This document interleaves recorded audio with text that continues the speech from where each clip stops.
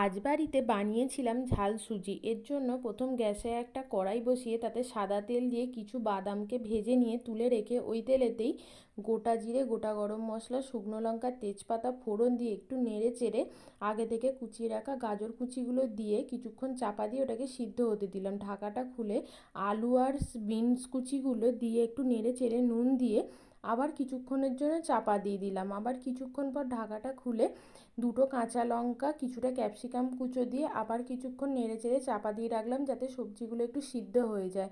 সবজিগুলো সিদ্ধ একটু হয়ে গেছে মোটামুটি। এরপর আমি সুজিটা দিয়ে একটু নেড়েচেড়ে হাফ কাপের মতো একটু জল দিয়ে এটাকে কিছুক্ষণ আমি একটু চাপা দিয়ে রেখে দেবো যাতে সুজিটা ভালো করে একটু শুকনো শুকনো মতো হয়ে আসে।